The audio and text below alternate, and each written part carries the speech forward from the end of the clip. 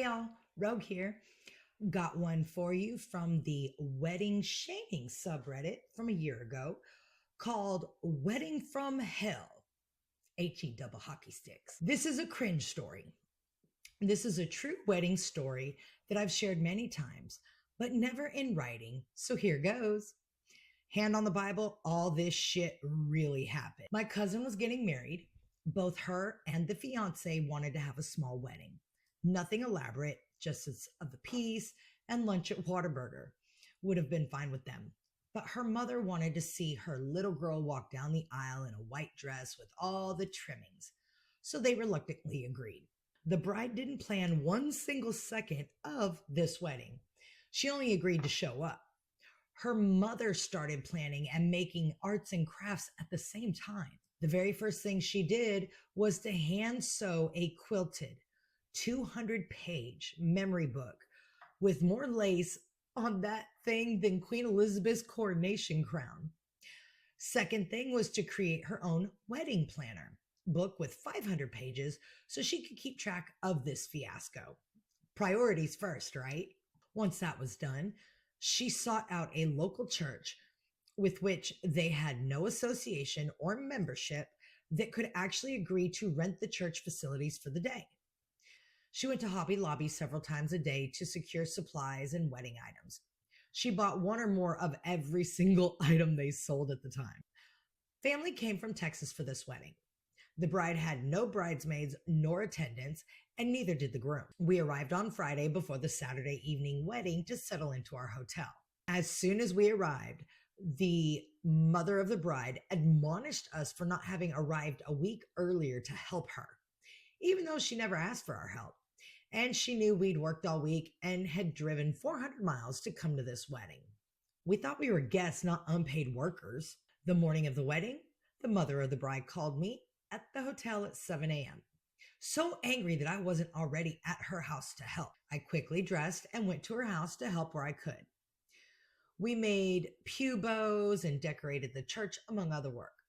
The mother of the bride was an angry mess and no one was happy. The bride was apathetic and was giggling and making fun of the entire thing.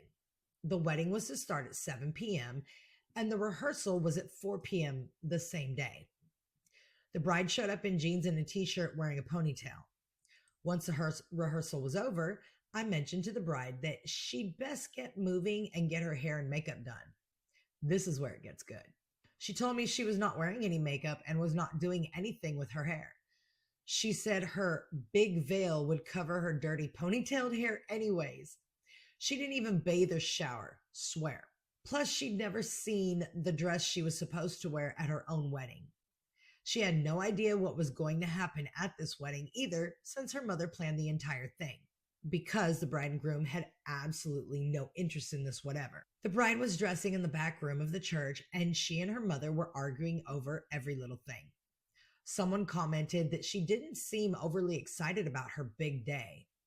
She replied that she was only excited about the cake she was able to eat later that evening and wished she could have had a piece now. She didn't understand why the cake couldn't be cut now since it was hers. And she was finally in this huge lacy dress with multiple petticoats that her mother had rented. The dress was huge, and it looked like one of those collectible doll dresses with all the layers and bows. She actually had a pair of high-heeled white witch boots for her to wear. The bride said she'd never worn high heels in her life. To be fair, both she and the groom were goat ropers that wanted to wear their Wranglers and boots and just go to the justice of the peace to be married. She could hardly stand in the boots and she looked ridiculous. When she finally wobbled down the aisle, her father had to help her stand upright in those boots the entire way. She brought a huge Route 44 cherry Dr. Pepper from Sonic and was slurping on that thing the entire time her mother was dressing her. She finally dressed and ready to walk down the aisle, waiting on her music cue after Butterfly Kisses was over, when that big drink cup slips out of her hands and crashes to the floor, spilling and splashing red syrup and Dr. Pepper all over everyone in the dressing room, especially on her huge white lacy dress. It was at this moment when the mother of the bride screams, "God damn it!" at the top of her lungs. There was a draped window between the dressing room and the chapel, and every single head turned around to see who yelled "God damn it" in the church. We quickly wiped up as much of the red syrup off the rented dress, which she wound up having to buy due to the damage, and off of ourselves. The bride was no bridezilla, but the mother of the bride sure was. She scared the hell out of me many times that day. The wedding procession began, and the bride giggled, laughed, and wobbled down the aisle with her father's help. The mother of the bride stood at the back of the church with her hands on her hips during the entire wedding. It was sad that she didn't even get to enjoy all this planning she put herself through. The ceremony was finally over, and everyone went to the church reception hall. The bride raced to the cake and cut herself a huge piece of cake. Oops, without the groom. And held it in her hand as she wolfed it down. There was no reception line nor any seating. Everyone stood around and helped themselves to a piece of cake. The bride and groom disappeared during the reception to God knows where for most of the reception. There was a gift table, and several of the out-of-town guests had brought their gifts to the ceremony. The bride actually opened the gifts like a child at a birthday party. She wasn't shy about expressing her disappointment at the various household items that were gifted. Comments like, "What am I supposed to do with this?" while opening a hand mixer her aunt had gifted. When it was finally time for them to leave for their honeymoon trip to Whataburger, oh my God, the mother of the bride had made available near the exit about 10 baskets of bird seed wrapped in tulle with ribbon to throw at the couple as they exited the church. As the guests gathered on the sidewalk outside, several people began to complain about burning eyes. About 10 kids were crying with red faces and eyes, and many of the elderly guests were running to the bathroom to flush their eyes. Noses running, eyes burning, welts forming on their faces. We learned she'd used squirrel-proof bird seed that had been dusted with capsaicin? We'll go with that. That had been dusted with capsaicin to deter squirrels from bird feeders.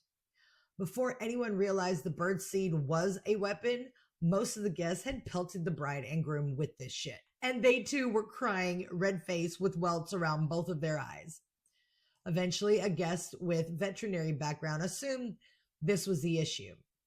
Mother of the bride denied having used this type of birdseed and told the veterinarian to go straight to hell. Most people raced to the nearest convenience store for milk to help ease their suffering and left this fiasco. The next day, most of the guests still had welts around their eyes from the birdseed. On a happier note, the couple is still married to this day and have a daughter and grandchild. It was not a fun wedding. And one of the commenters came back and said, "And the moral to the story is, stop trying to make your jeans-wearing, goat-roping daughter into a girly little girl of your dreams."